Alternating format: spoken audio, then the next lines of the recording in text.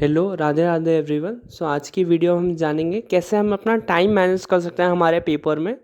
सबसे पहले हमें जो हमारा रीडिंग टाइम होगा उसे हम सबसे अच्छा यूटिलाइज़ करेंगे। उसमें हम इधर उधर नहीं देखेंगे, उसमें हम देखेंगे मतलब कि हम कौन से सेक्शन से स्टार्ट कर सकते हैं। लाइक हम 5 नंबर्स वाले क्वेश्चन से अगर हमें आ रहा है तो हम वो वाले क्वेश्चन करना चालू करेंगे, सो दैट कि हम स्टार्टिंग में मतलब एक कॉन्फिडेंस गेन कर सकें, जिससे कि एक मोमेंटम मिलेगा कि हाँ ठीक, हमें आ रहा है, क्वेश्चन हम कर रहे हैं मतलब।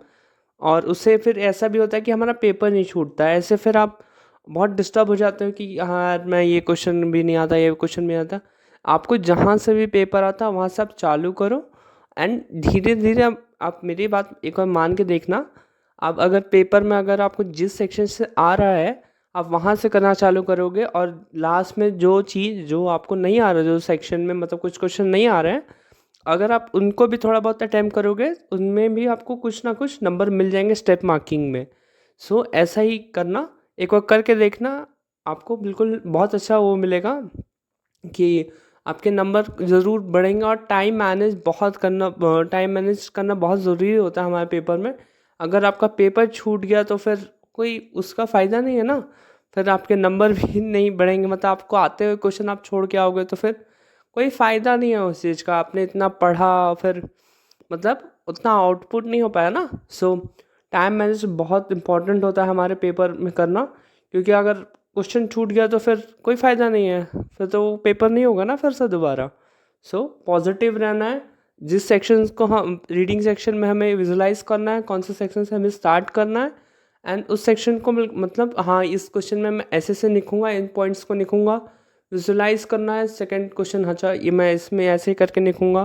थर्ड क्वेश्चन मतलब रीडिंग टाइम में ही मतलब एक सेक्शन ख़त्म कर देना है, सो दैट आप एक मोमेंटम के साथ आप स्टार्ट करो एंड मतलब आपका पेपर छूटेगा ही नहीं। मतलब ऐसा अगर आप करके देखोगे, और फिर आप ऐसा भी कर सकते हो कि मतलब मैंने 1 घंटा बांट दिया कि मैं इस सेक्शन में दे दूंगा 5 नंबर्स वाले में, या मीन 45 मिनट्स, ऐसे करके कुछ करोगे ना मतलब।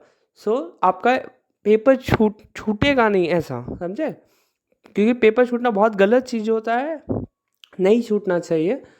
ऐसे करके, मगर रीडिंग टाइम मस्ट इम्पॉर्टेंट है, क्योंकि आप रीडिंग टाइम में आपने यूटिलाइज़ कर लिया, आपका पेपर मतलब बहुत अच्छा जाएगा। क्योंकि आप रीडिंग टाइम आपने वेस्ट कर दिया तो फिर मतलब वो मोमेंटम नहीं मिला ना। स्टार्टिंग में आपने पेपर ही स्टार्ट मतलब स्लो किया, फिर आप मतलब धीरे धीरे आप बहुत पीछे हो जाते हो ना, लैग कर जाते हो। इस चलते आपका पेपर छूट जाता है। स्टार्टिंग से ही एक स्पीड मेंटेन करके रखेंगे हम, एंड उस वैसे करेंगे सो दैट हमारा पेपर नहीं छूटेगा, एंड हमारी हैंडराइटिंग भी सही रहेगी, सब कुछ सही रहेगा। अगर आप स्टार्ट ही स्लो करोगे, सो दैट एक मेंटल प्रेशर हो जाता है कि यार मैंने स्लो कर रहा हूँ, क्वेश्चन क्वेश्चन भी इतने बाकी हैं और टाइम भी नहीं है। जल्दीबाजी में आपकी हैंडराइटिंग गंदी होगी, प्लस आपको जो मतलब जो पॉइंट्स आप लिखना चाहते थे वो नहीं लिख पाओगे। सब कुछ गलत जाता है।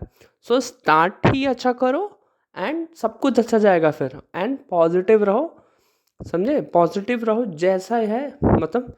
आपको जो सेक्शन आ रहा है वहाँ से चालू करो, एंड बिल्कुल कुछ मत सोचो। जो एक बार में एक क्वेश्चन एक सेक्शन पकड़ लो, और बाकी पेपर गया भाड़ में। बस एक सेक्शन देखो, ठीक ये सेक्शन मेरे को आता है, ये सेक्शन मैं कर रहा अभी अभी मैं बाकी सेक्शन का नहीं सोच रहा। एक सेक्शन को पकड़ो एक एट अ टाइम, और उस सेक्शन को ख़त्म करने की कोशिश करो। फिर दूसरे सेक्शन पे आओ, जो तुम्हें आ रहा है वो क्वेश्चन करो। फिर अगला सेक्शन, जो क्वेश्चन आ रहे हैं हम पहले वो क्वेश्चन करेंगे, हम लास्ट के लिए छोड़ेंगे। अगर अगर हम मतलब कि लास्ट में ठीक है आता था नहीं आता था, चलते मैंने लास्ट में छोड़ा है।